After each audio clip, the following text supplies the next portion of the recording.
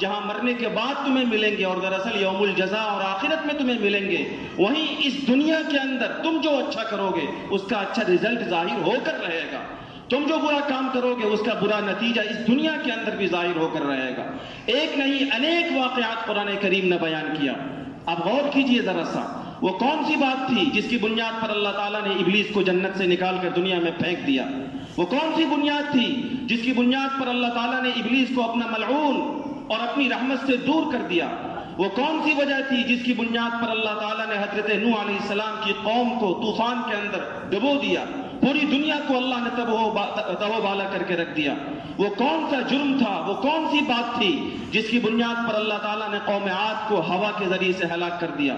وہ کون سی بنیاد تھی جس کی بنیاد پر قوم سمود کو ایک چیخ آئی اور سب کے سب تہو بالا کر دیے گئے؟ وہ کون سی بات تھی جس کی بنیاد پر قوم لوط کو اللہ نے بلندی پر اٹھا کر ایسا پٹخا اور اس کے اوپر ایسا پتھر کی بارش کیا کہ وہ زمین کے نیچے تک دھس گئے؟ وہ کون سی بنیاد تھی جس کی بنیاد پر قوم مدین، قوم شعیب پر اللہ نے بادل کی شکل میں ایک سائبان بھیجا اور پھر اس سے آگ کی بارش برسا دی؟ وہ کون سی بات تھی جس کی بنیاد پر اللہ نے قوم فرعون کو تمام تک طاقت و قوت کے ساتھ بحر قلزم میں ڈبو دیا؟ وہ کون سی بنیاد تھی جس کی بنیاد پر اللہ نے قارون کو زمین کے اندر پھنسا دیا؟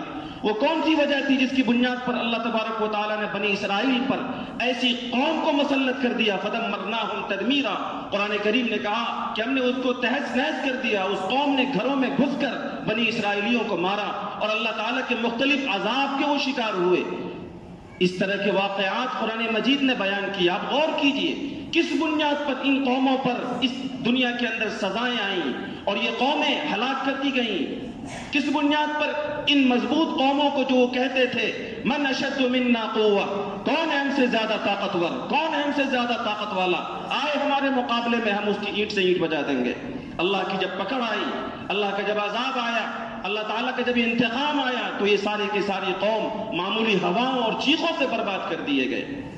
یہ سب اس دنیا کے اندر کیے جانے والے برے اعمال کے نتائج تھے جس کی بنیاد پر اس دنیا کے اندر ان قوموں پر عذاب آیا۔